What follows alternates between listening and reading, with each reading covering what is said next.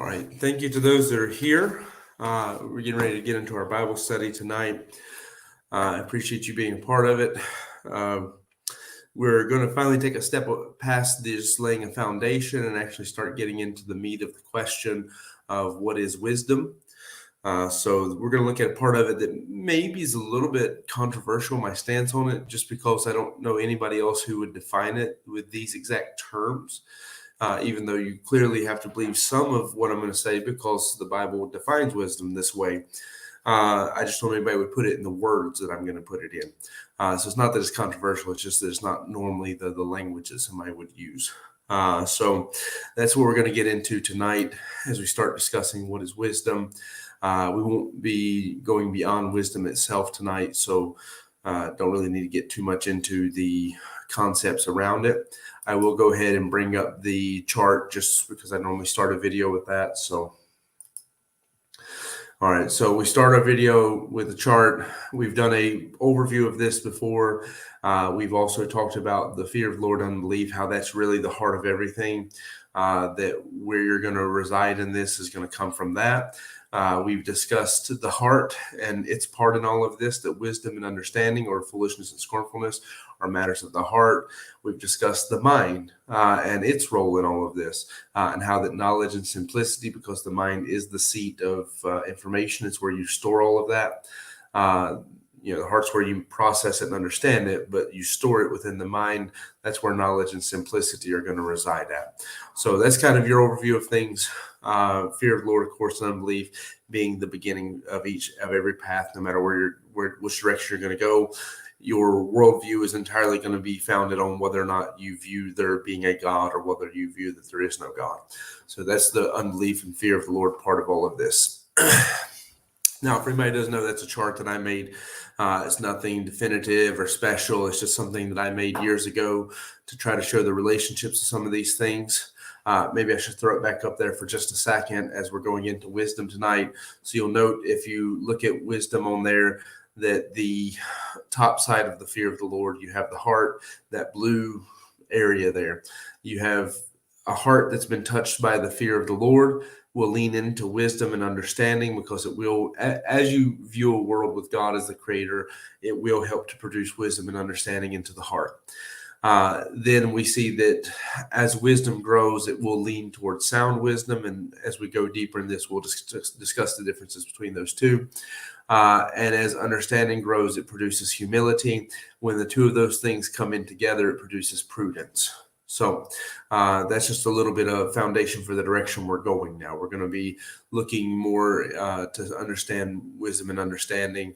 We'll see if we do the whole blue area or if we work our way around the middle portion, that middle hexagon or whatever. We'll work our way around that probably first instead of doing the blue area first. I don't know. We'll have to see. The way they all relate is it's kind of hard to jump from one to the other or any of it, because it all is one big concept that all comes together in the end. Now, having said that, our text passage for today is going to be Proverbs 1. And I am just trying to jump right into it today. I don't want to drag any feet on it. This will not be the only lesson we do on what wisdom is, like the actual question, what is wisdom? We'll probably spend a little bit of time, especially as we define knowledge and understanding, and then comparing them and how they all link together. There'll probably be quite a little bit of time invested into this particular area. But I want to start with something that God helped me with early into this study, when I was really getting into trying to understand what is wisdom. Because then again, the basic definitions for wisdom, knowledge, and understanding are this. These are your three types of intelligence. Wisdom and understanding, of course, being on the side of the fear of the Lord. Knowledge being on the side of just someone whose mind is knowledgeable, someone who has an educated mind. Now, having said that, wisdom is the hardest of those to define. Knowledge is easy and understanding is easy. In fact, they're so easy to define that it almost sounds sarcastic when you give the definition, because knowledge is what you know. The first letters of the word tell you what it means. Knowledge is what you know. Understanding also is almost sarcastic. It's the ability to understand. It's the ability to take information that's been given to you, break it down, and understand what it means. You'll see there's some some places where wisdom and understanding, you're really going to see some areas where it's hard to find the line where one stops and the other begins, because they're so very much linked. And I made the comparison in the beginning that anytime you have something that's made of three parts, there's always going to be two that are very closely connected and one that is dramatically different. So for us as a body, soul, and spirit, the body, there's no question about what's different between a body and a soul and a spirit. The body's very different. Soul and spirit, on the other hand, sometimes it's hard to define where one stops and the other begins. They're so closely knitted that it's hard to define that. When you look at the Trinity, God the Father, God the Son, God the Holy Ghost, it's quite easy to distinguish the differences between what is the ministry and what is the purpose. What is the Son doing and what is the Father doing? What is the Son doing and what is the Holy Spirit? The Son is, Christ is the easiest to define the differences out of in those.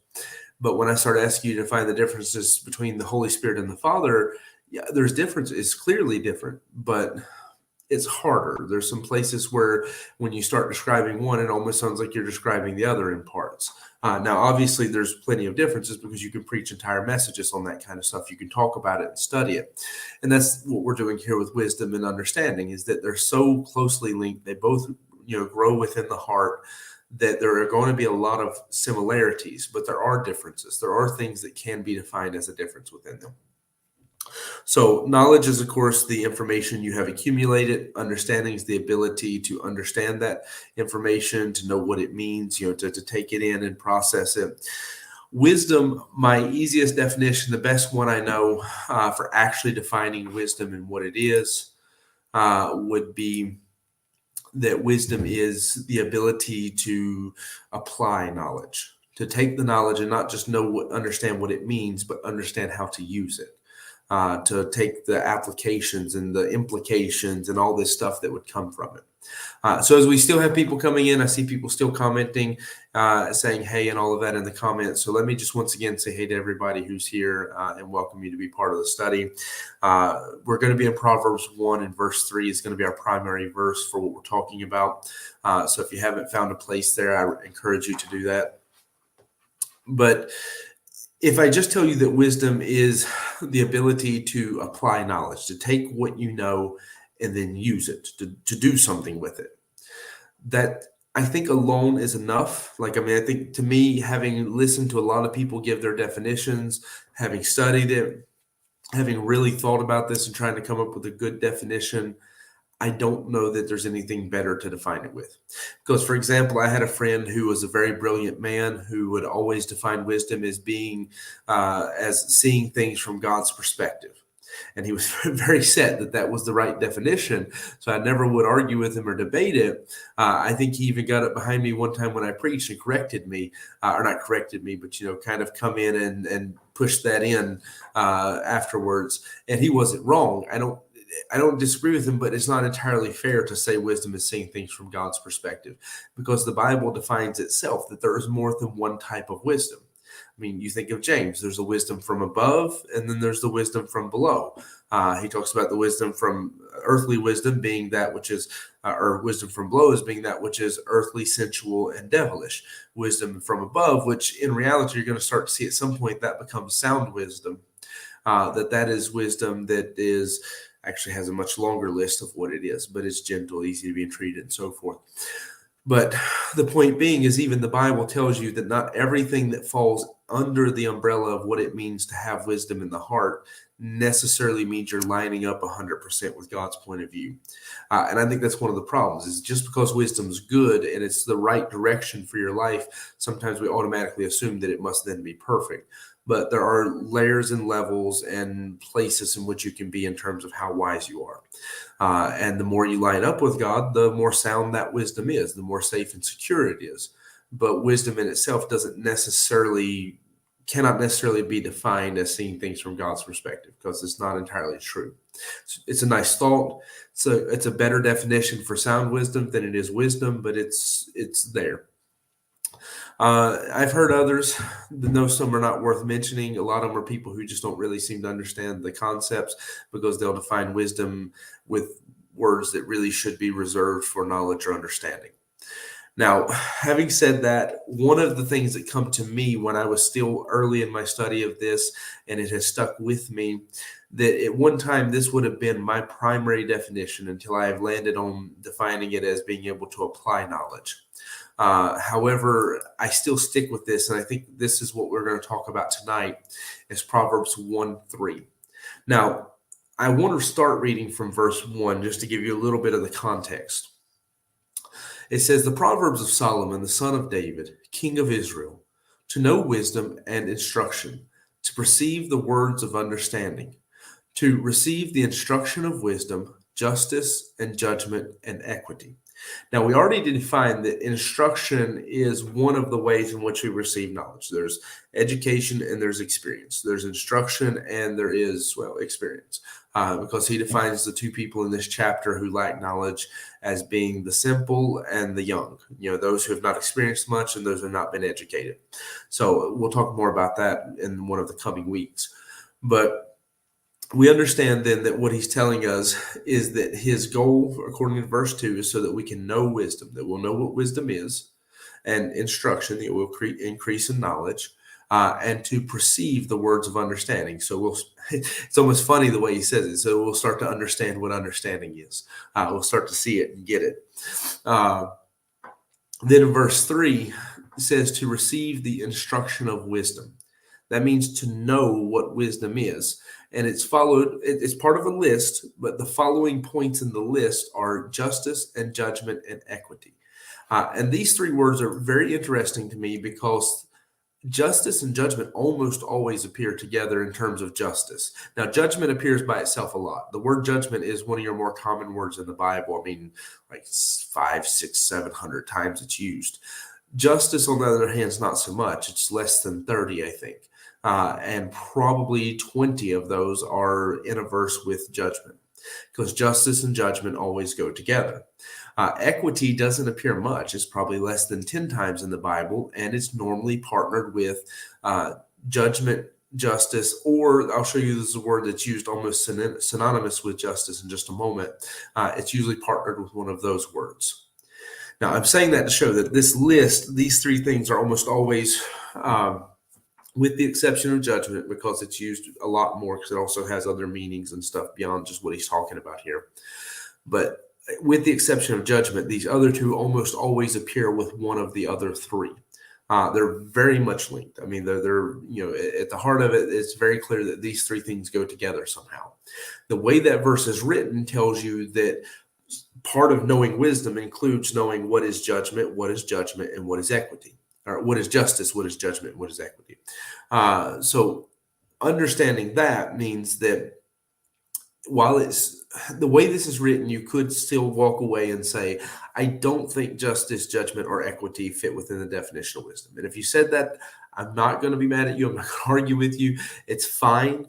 However, I'm going to disagree with you, and I'm going to show you why tonight. Because while these words are not used all the time when you talk about wisdom, they are used quite commonly in connection with wisdom as well. And the very concepts of what they are very much attached to wisdom. So what I'm going to try to do, if time allows for it, is to take each of these three words, show you what they mean, and then show you how wisdom exemplifies that. And that way we can show that somewhere at the heart of what wisdom is it's made up then itself of three parts. And that's not strange. You think about it in terms of like the universe, for example, you have time, space, matter. Three parts make up the universe. Each of those then can be broken down into three parts or ideas or phases. So time, you have past, present, future. Space, you have length, width, depth. Matter, you have the three phases: liquid, solid, gas. You have the threes break down, and they break down to where you see three continually seems to be the way things tend to be made up. So the idea that wisdom, if you're going to dissect it, being the most complicated and most important of these concepts, would break down itself into three categories is not strange. And I do think it does that. I do think that this is still the more complicated definition to what wisdom is. And that's why maybe I'm making the introduction to it complicated, because if I tell you wisdom is the ability to apply knowledge, you take that and you accept it and you don't argue with me. If I tell you that wisdom is justice, judgment, and equity, I have to explain that. That's not just a statement that I can say it and then walk away, because it takes a lot of explanation to understand why I believe that. So that's what we're going to try to do tonight. I'm going to try to give them to you as reasonably as I can. So before I go start trying to define what the words are, I want to show you even yet another verse, because it does matter to what I want to show, and that is Proverbs 2 and verse 9. Proverbs 2 and verse 9. Now, this is about wisdom. This is, talking about if you'll receive wisdom and so forth. It says, then shalt thou understand righteousness and judgment and equity, yea, every good path.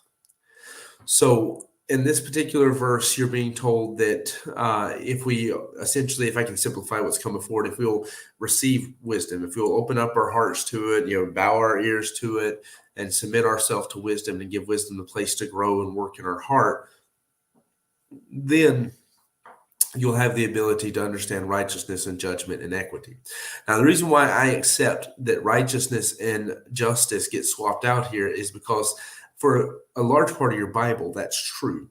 The words righteous and justice get swapped out a lot because they're not entirely interchangeable, but they are, they're close enough that you can swap them out for a lot of things. There are places where one can't replace the other, but in general, they are synonymous.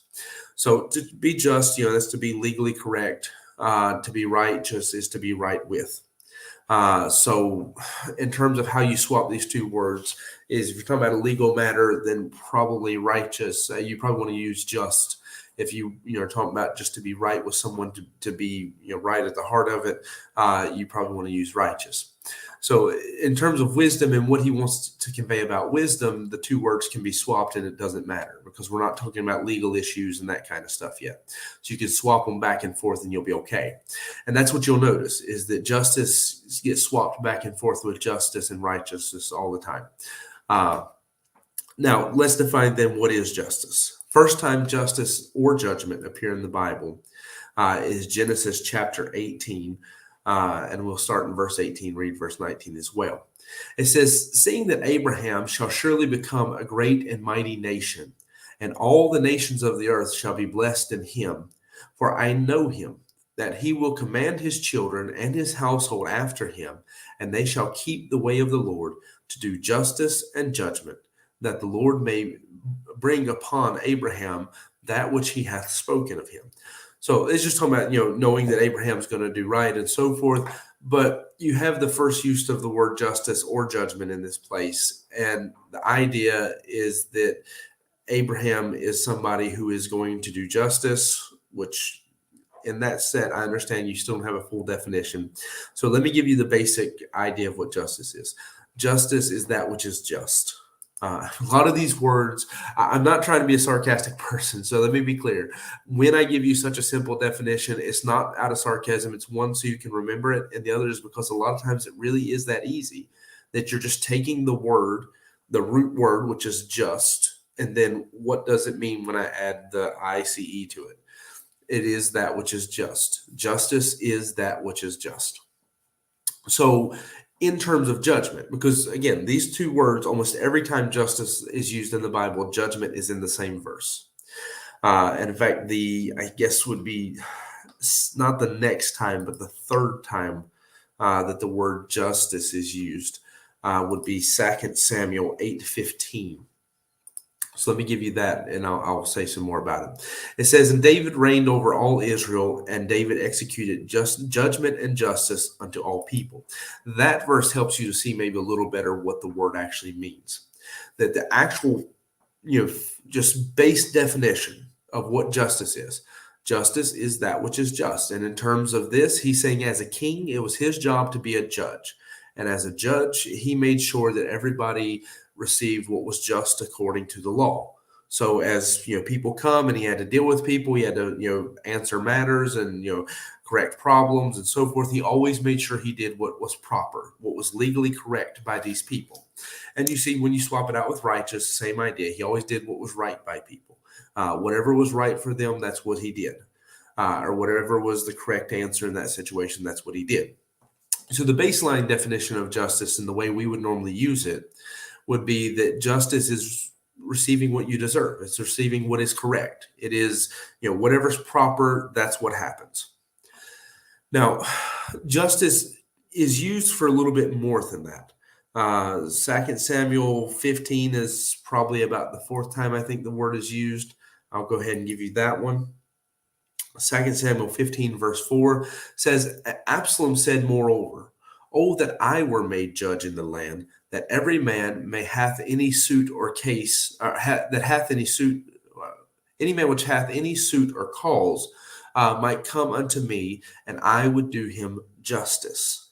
Absalom saying, if I were made the king and people came to me with their problems, it would be good, because then I would do what was right by them. I would do what was just, whatever was proper. That's what I would do.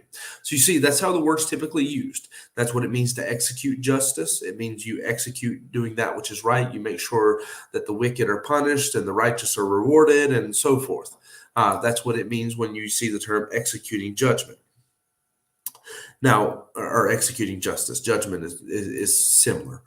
Now, saying that, where justice becomes connected to wisdom is a little bit different, and that it's more of the idea of having a sense of justice. That part of the definition of wisdom is because you are now learning how to apply knowledge, how to take the things you know and then understand what to do with them, understanding how to use them. Because that's where wisdom starts. Where wisdom starts to come into this, is it's applying the knowledge that you have. It creates within you a moral compass, a integrity is the word I would normally like to use, so that within the heart of the person who has wisdom, because they take this knowledge and they begin to use it. So, for example, someone who really knows the law, it's not hard for them to automatically just have a natural reaction to what is right or what is wrong. They automatically are appalled at that which is wrong and pleased by that which is good, because they know the law and they understand it. They know what it means and how it should be applied. So, for example, I pick up my Bible and I'm reading God's law, and he's talking about someone who stole something, that if they get caught, they have to pay it back so many times. Some people might be upset by that, but for me, I read it and that makes sense to me. It's not to call me a wise person, but just bear with me. That it makes sense to me because I understand why God's saying this. The knowledge and all that's there, it makes sense. I can apply it. I can use it. When you go to his laws, the ones I talk about, for example, about the value of human life, and you start talking about killing an animal because it killed a person, well, there's a lot of people in the world who don't think that that's right. They don't see that as wisdom. People don't see the death penalty as wisdom. I've heard people argue about how it's ridiculous to kill somebody for killing, how that's hypocritical. But in reality, God set within his law to do that so that you put a stop to it, so that that person doesn't proceed to kill, and that person doesn't teach other people to kill. He set the law with the value of a human life versus that of an animal, so that if an animal kills a person, the animal is to be killed, because then it teaches that the life of the person is worth more, and you stop an animal from killing further. He also included within that law that if the owner of the animal knew the animal was likely to do this, that the owner was also to be killed, because then that makes people take responsibility, that they don't just treat their property as if it's worth more than somebody's life. So you see, what I'm getting at is that as you hear this information, you can take two different people and set them down. Take someone who has a very worldly way of thinking, the way of thinking that the world would promote today, and tell them that if a dog kills, bites a child or hurts a child or kills a child, that dog should be killed. And there are people within the world today that their, let's say, wisdom, we're going to see as we go through the study, it's foolishness. But their way in which they take knowledge and apply it would tell them that you're being evil for doing that, because you shouldn't punish the dog. The dog messed up. You should give it another chance. Send it to be trained and all this kind of stuff. But the wisdom is being presented to you here from the Bible. The information being given to you is that if that dog has bit, hurt, killed, so forth, is that you cannot give it a chance to continue. You have to put a stop to it and make sure nobody else gets hurt, because the value of that person is worth more than that of the animal. So there's one group's going to be offended when you say that. There's another group who's going to be able to take that information and understand why God said that. Because a lot of what I'm including when I say that the value of the life is more important, you have to figure that out when you read the law. It's not, he doesn't just state that plainly within the law. That's stuff that you pick up as you have the ability to take that knowledge and apply it, and take that knowledge and then take those same principles. And when you're faced with a challenge that God doesn't directly address, you can apply it. You can understand. Because, for example, in the law, he says if a bull gores somebody, if it hits them with the horn and kills them. But we're talking about a dog, attacking a child. God doesn't specify anything about a dog attacking a child in his law. He talks about a bull, or an ox, actually, even, I think. But we're able to use wisdom to take the law that's given, apply it, understand what it means and how it affects us, and then apply it to other situations. That's where this sense of justice comes in, this ability, this moral compass that allows you to see what is evil, what is good, is because as you have the knowledge that's given to you, and wisdom allows you to apply that, it creates within you a natural compass to point you to do that which is good and away from that which is evil. So where does the Bible say that wisdom does that? Well, the answer would be, for example, Proverbs 14:16. Let's see, Proverbs 14 and verse 16 says this: a wise man feareth and departeth from evil, but the fool rageth and is confident. So when the fool sees something evil, and we're trying not to get too much into, we're not trying to, actually, Nick's talking about on the judgment. I'll get to that in just a minute. But when the fool sees evil, and we'll do the contrast with wisdom and foolishness more as we define what foolishness is in another lesson. But when a fool sees something that's evil, he's not bothered by it. Doesn't feel like it's in a big deal. He goes on about his way. Sometimes he laughs at things like that. It's not a problem, according to the Bible, for a fool.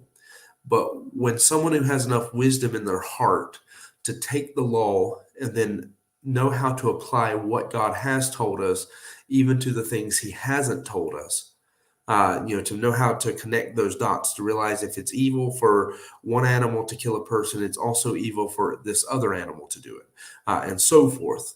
To be able to connect those kind of things and understand that information and then apply it to our lives. As wisdom and understanding are working together for what I'm talking about there. But as wisdom allows you to then apply that, when we see something's evil, we're appalled by it. According to that, we turn away from it. We're fearful of that. We don't want to allow a place for that to grow. And so, according to this, a wise man feareth, and because he is afraid, because he has that fear, he sees things properly, understands what it is, has the right respect, and so forth, all that's attached to that word fear. Then when he sees evil, he departs from it. So according to this, wisdom will turn us away from evil. Proverbs 28:7 also says that whoso keepeth the law is a wise son, but he that is a companion of riotous men shameth his father. So you see that within there, we're told that someone who keeps the law is a wise son, meaning that he then has wisdom in his heart, that this is the actions of a wise person. This is what you should expect a wise person to do, would be to keep the law. So you see that there is a connection with wisdom in that it pushes us to that which is right and deters us from that which is evil. It pushes us away from it. So it promotes one and pushes away the other. And so that's exactly the way the word justice is used in this sense. Because again, there's the sense of carrying out justice, there's a sense of executing it and all of that. But in the sense of how it applies to your inner thoughts and your wisdom, it's a sense of justice. It's something within you that just helps you to realize that's not right. They shouldn't do that. We shouldn't accept this. This is evil. We can't just go along with this. That's justice. Now, judgment, Nick's already given me an illustration for it, so I'll try to weave that into what I'm getting ready to talk about. But judgment is really an ability to discern. It's an ability to take the information you're given and discern it. It's not just in regards to like legal matters and what's right and wrong, like what you see. Justice is more of a moral compass. Judgment is a compass in any situation. It's the ability that you have two roads in front of you and you have to choose, do I want to go left or do I want to go right? And then weighing the information that's been given to you to make a proper decision. It's just that ability to discern, to make decisions, to process the information that way. Now, we understand that's going back to the first use of both of them. That was in Genesis 18, and we're being told that Abraham's expected to have a moral compass, to the integrity to do that which is right, but also the judgment to be able to, make the right decisions. The next time you see judgment used would be Exodus 12:12. So Exodus 12 and verse 12 says, "For I will pass through the land of Egypt this night, and I will smite all the firstborn in the land of Egypt, both man and beast, and against all the gods of Egypt I will execute judgment. I am the Lord." Now, this is where you see judgment has a different, like a different level of the definition. Because it all fits within the same wheelhouse, but there's a different level.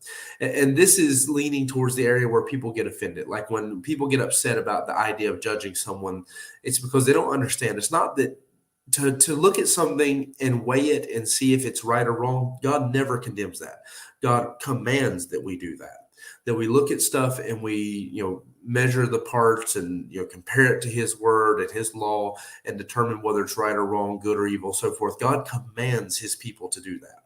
That's never condemned in the Bible. So for me to look at something that somebody's doing and say, that's wrong, you can't do that, that's evil. This world looks at that and says, oh, you're judging me, you're not allowed to judge me. But that's not at all what God's talking about when he condemns judgment. What God condemns when he condemns judgment is us condemning someone else. And what I mean by that is when you look at verses that are against judgment, because there's a few that are, while there's also a lot that are for it. The ones that are against it are against me condemning somebody to hell, me saying that this person doesn't deserve the gospel, this person can never get saved, this person isn't worth my time, that kind of stuff and so forth.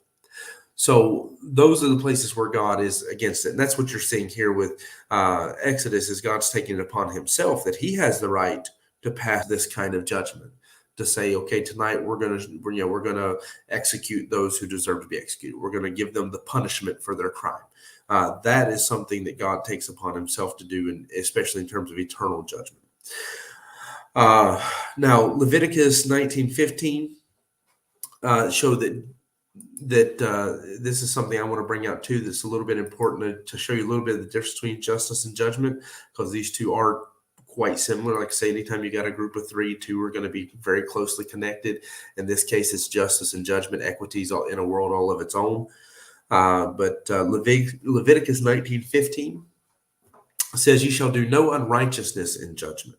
Thou shalt not respect the person of the poor, nor honor the person of the mighty, but in righteousness shalt thou judge thy neighbor." Now, what's funny about that is everything that follows after that colon, thou shalt not respect the person of the poor and so forth. That's actually equity. He's telling you to have equity in your judgment.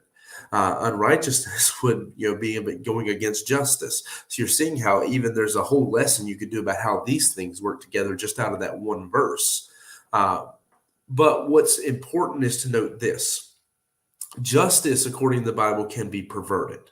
There is a passage in Job that says God is not going to pervert justice, that he's not going to mess that up. So justice can be perverted. Like someone can know what's right and then try to twist the words and change it to make you feel like you're doing right while you're actually doing wrong. Judgment, on the other hand, can just be unrighteous. You can weigh the information and still make the wrong decision. You can compare what all is being said to you and still walk away having made the wrong decision. So judgment is just taking the information that's presented to you and measuring it out, considering it, and then making a proper decision. Justice is a moral integrity, a compass within you that, based off of your knowledge and understanding of what is right and wrong, is pointing you into that which is right.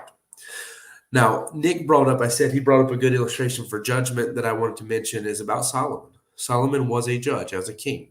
And one of the great examples of Solomon using his wisdom, because Solomon was the wisest man who ever lived.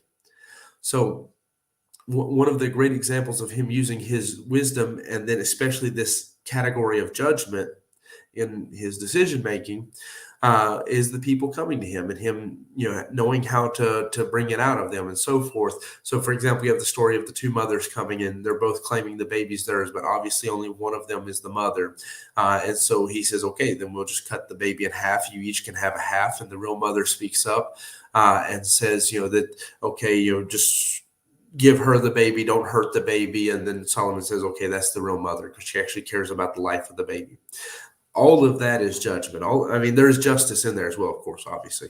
But all of that is such a great example of judgment because all of that is you're seeing a man taking his wisdom, his ability to apply the knowledge he has to, take it and use it and so forth. And he's saying, I know that any mother who really loves her child would never let her child be hurt. She would rather somebody else have the baby than the baby die. I know that this other lady, whatever her motives are, her pride or whatever it is, she would rather not, because obviously we have an understanding that had she been proven wrong in the court of law, she could have been killed for this false accusation and for claiming the baby was hers. Whoever's a liar is not going to admit it. They're not, no matter what, they're not going to accept the punishment that would come with this. Whereas the real mother would be willing to die for her child. He's saying, I know that. So let me then apply that and use that information. And that's what he did. He applied it. He put them to the test. Once the woman spoke up, he said, okay, this is the real mother because I know that a real mother would die for her baby. That's judgment. That's him taking the information, everything is being fed in and processing it, and then making a proper decision based off of it. So there's judgment. Where do we see in the Bible that judgment is part of wisdom? Well, actually a lot. We could have done a lot of verses on this because wisdom, the easiest of these three things that I can connect to wisdom is judgment, because we know that part of wisdom is the ability to take the information that we have and process it and know how to use it. So the ability to make decisions definitely falls under the category of wisdom. But thank you, Nick, for the illustration there, because that saved me having to come up with one on my own. Proverbs 9 is one of the verses I want to give. Proverbs 9 and verse 8 says, reprove not a scorner lest he hate thee. Rebuke a wise man and he will love thee. So the contrast being made is that someone who's a scorner, someone who thinks they know everything, you can rebuke them and they're not going to care. They're not going to take that information. They're not going to grow from it. They're not going to learn anything. But if you take a wise man and you correct him, he has the ability to then look at what you've said, consider the information, and then make that judgment, to process that and realize, okay, you're right. Or even if you're wrong, to at least appreciate what you've done so that he will love thee. But a wise man has the ability to take that stuff and use it. I'll even give you another verse to help tie justice back to it in verse 9. It says, give instruction to a wise man and he will be yet wiser. Teach a just man and he will increase in learning. So you see there that a just man and a wise man are almost being put in, in synonym, that they're being put as, okay, that if I teach someone who's wise, he'll be more wise. If I teach a man who's just, he will also be more wise because he will learn more. He'll increase in learning. So you're seeing that the way the words are used is to show that there's some synonymous nature in them. As I said, I do believe it's part of the definition. Proverbs 21 and verse 11, also going to be a similar idea to what I just brought out. It says, when the scorner is punished, the simple is made wise, and when the wise is instructed, he receiveth knowledge. Now, this proves what I'm trying to say a little better than the last verse. I just had to bring out the part about justice there as well. But this proves a little bit better that when you take someone who's simple, someone who just hasn't really been educated, doesn't really know as much, someone who hasn't maybe experienced some things, and you let them see someone who is a scorner, someone who doesn't want to learn, thinks they know it all, that they get punished, they're able to then take that stimuli, that information that's being given to them, that they just saw. In fact, this is going to sound bad to use my child as an example of this, but Josiah, for example, has the ability that when Emily gets a spanking, because Emily is the one who doesn't want to learn, doesn't want to listen, of mine most commonly she is. So when Emily gets a spanking because she doesn't want to listen to something, if Josiah also has been doing that thing, usually he'll stop immediately because he just took that in. He made a judgment and realized that if I keep doing this, I'm also going to get a spanking. It's that ability to take the information being fed in, make a decision based on it, and then correct course and so forth. And so you also see when the wise instructed, he receiveth knowledge. When you teach him something, he receives it. Then Proverbs 10 and verse 21, this is about the fool. And so we'll, of course, bring it back up when we talk about foolishness probably, but I wanted to bring it out here tonight as well. It says, the lips of the righteous feed many, but the fools die for want of wisdom. You also have that there's another verse where it says that the people die for a lack of judgment because of the fact that people aren't willing to make those judgments. They're not willing to make decisions and choose righteousness and so forth, that people die for a lack of judgment. There's another verse in the Bible that contrasts well against this one. But here you have this idea that a fool's lack, a want for wisdom, the fact that they don't have it, it's something that is destructive to them because they're not willing to judge and see that which is right and that which is wrong. So you see, wisdom very much exemplifies justice and judgment so far. That it's something that's helping you to make not just decisions, but even right decisions based off of the information you have. Equity is, to me, my favorite one of these. It is the one that the least is said about in terms of using the word equity, but the concept is there, and it's very much connected to judgment, to wisdom. And so equity, the first time you see the word used is Psalm 98 and verse 9. Psalm 98 verse 9 says, before the Lord, he cometh, let me actually pick up so you have some context. It says, let's say from verse 7, let the sea roar and the fullness thereof, the world and they that dwell therein. Let the floods clap their hands. Let the hills be joyful together before the Lord. For he cometh to judge the earth, and with righteousness shall he judge the world, and the people with equity. So the idea of equity is it simply means to be impartial, to not be a respect of persons in your judgment. And so we know God's not a respect of persons. In fact, almost anytime you look up the phrase respect of persons in the Bible, it's talking about God not being a respecter of persons. So we know God's not a respecter of persons, that when he judges based off of what is right and what is wrong. He takes the information and bases his decision off of what's right, not off of emotional decisions, not off of his opinion of a person, but off of that which is right. And that's what it's teaching in that verse, is that when God makes his judgment and his decisions, it's without respect of person, without partiality, without emotional attachments and so forth. It's off of what is right. That's how God makes his decisions. Now, that's not to say that he doesn't let his love for people, make him decide to have mercy. But we also know that God chooses to have mercy when it's the right thing, when it's good, when it's proper. He chooses stuff for long when it's good, when it's proper. So it's not an emotional decision, even though emotions are attached to it. Now, where do we then see that wisdom or that equity and wisdom go together? Let's first go to Proverbs 17:26 to learn a little more about equity. Then I'll give you my main verse for this. Proverbs 17 and verse 26. It says, also to punish the just is not good, nor to strike princes for equity. So he's saying if you punish someone who's right, someone who hasn't done anything wrong, it's not good. Why should I punish someone who's legally correct and done nothing wrong? It's not good. Nor to strike princes for equity. That's to say that it's just to go ahead and strike the prince, to give the prince a beating just to be fair.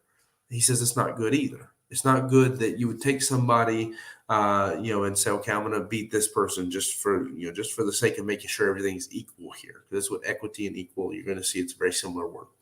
But just to make sure everything's equal and fair, and that everybody's getting what they get, or, that you're somehow either your respect of persons or even some ways your lack thereof make you to strike someone else. That's what he's saying is not good.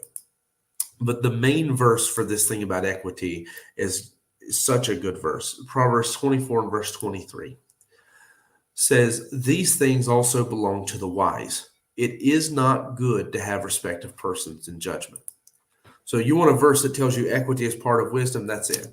It tells you that when you're making your decisions, when you're judging the information that's been given to you, and justice is speaking in your ear to say this is right, your judgment's taking all the information and measuring it to make the right decision. Equity is over here, and equity is saying, look, I know you're mad at the person, but that doesn't change what's right. You still have to listen to justice. Equity is over here saying that, look, I know this one's your friend, and so it's natural that you would want to take their side, but you have to do what's right. You have to make the right decision. Equity allows us to separate ourselves from the equation. It is allowing you to take the information and turn it into a math problem instead of an emotional problem, instead of something where we're basing it off of our feelings, our connections, and so forth. Because as humans, naturally, when we're making a judgment, we're making a decision, we're always going to have some respect of persons. So because we like somebody more, we're going to be more inclined to take their side. Because it's my family, I'll be more inclined to assume they're right. But equity allows us to step back and say, well, actually, what does the information say? Forget that I'm upset. Forget that I like this person more. Forget anything about my feelings, my opinions, my emotions, whatever that might affect the outcome of this decision. Forget all of that. That's what equity allows you to do. And that's what you'll see. Really wise decision making reflects that. A wise decision maker is going to be someone who, when they make their decisions, it's not based off of their opinion of you. It's not based off of any emotional side of this. Like, they're not afraid of offending somebody or so forth. That's not going to make the decision for them. They'll take themselves out of the equation completely, so that the entire question is not about what I feel, what I think, what I want. It's what is right. And that's the beauty of how, when you see these things of the definition of wisdom, it comes together. That you have one of these acts as a compass, as a true north. I mean, you understand this, how a compass works.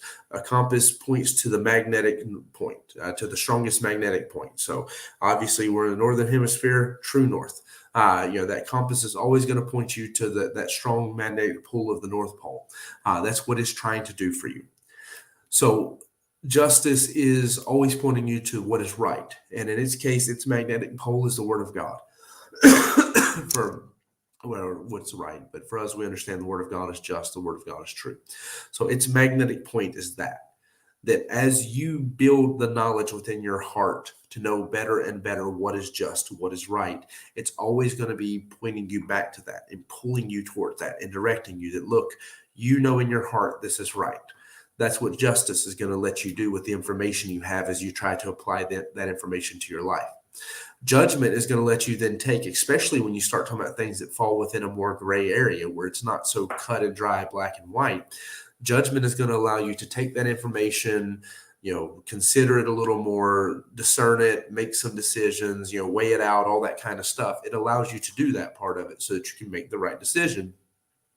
But equity comes in and makes sure that even after all that's been done, after you've broken down the information and made some judgments about it, after you've been pointed to the moral north, equity is going to come in and make sure you're not letting yourself come in and mess up the judgment, that you're not letting your opinions come in, because we're always so naturally inclined to take the sides of the people that we like, regardless of whether they're right.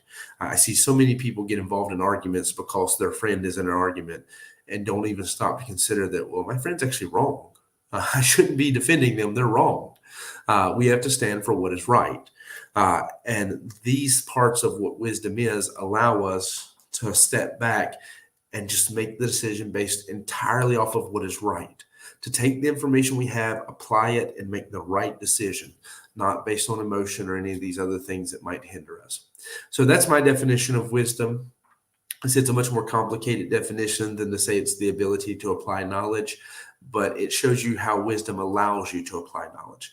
It's more that it's like if I show you a car and say, well, this is a thing, it's an automobile. It's something that will allow you to travel from one point to another more quickly. That's a fine definition. It's good enough. That's all you need. However, if I start breaking it down and explaining to you about the internal combustion and about tires and going through these kind of things, that's kind of what we've done tonight. Is instead of just telling you that a car is something that moves you from one place to another, we're now defining it for you as a machine that has four wheels that can do this and this and has all these features and so forth. That's what we've tried to do for wisdom tonight. Is to walk you through how justice, judgment, and equity explain to you the inner workings and the mechanics of it. So if you have a question, feel free to ask. I need to start reining these things in because normally would have tried to finish this lesson by around 9 minutes ago, but I apologize for that. It's also normally I would have probably tried to do each of these things individually. However, tonight I just felt led to do them all together. So having said that, if you have a question, please do feel free to ask it. I will try to answer it as best I can, as quickly as I can. If there are no questions, then we'll look at wrapping things up here soon. But I'll give you just a moment, as I know it takes a minute to type in a question. There's also a delay. But I hope this all made sense for everybody. I hope you can walk away from that and see why I look at the more biblical definition of wisdom as being these three things, these three concepts that allow you to make the right decisions and allow you to take the information you've been given and apply that to your lives by judging it, by applying it through the filter of justice and the filter of equity. So now, next week, we will either do a little more on wisdom because there's still more to talk about, or I'll just try to weave that into some of the other lessons. If we decide to weave that into some other lessons, then maybe next week we'll talk more about understanding. There's so many ways we can go. Either we'll talk more about understanding, or we can jump to the opposite side of the spectrum to talk about foolishness. To be honest with you, it's hard to know what's best. Now that you have a good definition for wisdom, to focus on that, or to jump to the other side and show you its opposite now, or get all the intelligence out of the way first and then study the unintelligence. But I'll pray about it and make sure we make the right decision. So far, I'm being told there are no questions from anybody. I hope that it's been a help. Hope it makes sense. If it's complicated, like I say, I gave you an easy definition. You can keep that one. You don't have to be able to explain everything that I tried to explain tonight. Maybe you can explain it better than I did. But the easy definition is the ability to apply knowledge, to take the knowledge that you have and apply it to your life and use it. The more complicated definition is that it's justice, judgment, and equity. It's this ability to be pointed and know what's right, to make the decisions that you have to make using the information that's been given to you, and not let your emotions and stuff affect that decision-making process. All right, so I don't see any questions. We'll get ready to close it down then. So even if I went a little bit over, we're still going to close at a good time because I because I don't have any questions coming in, it seems.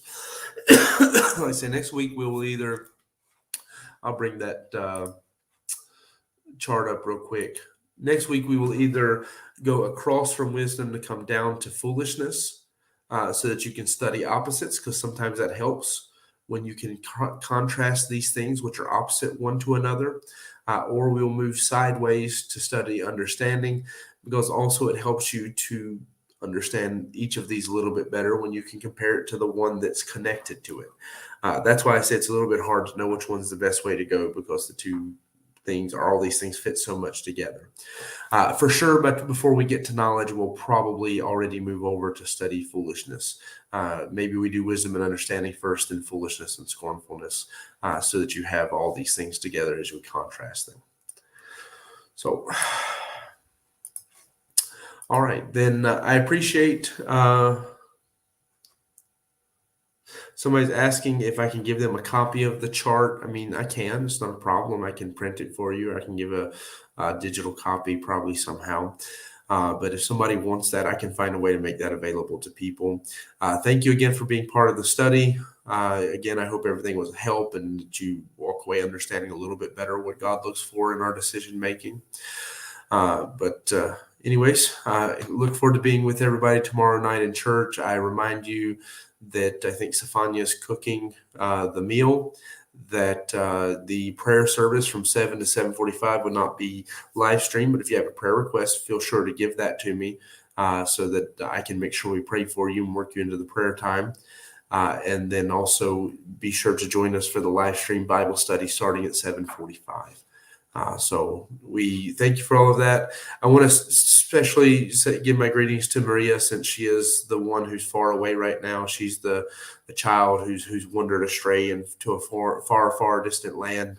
But thank you for her being here tonight, and I hope everything's going well for you back at your home. So, all right, thank you again, and we look forward to seeing you, everybody. I hope you have a good evening.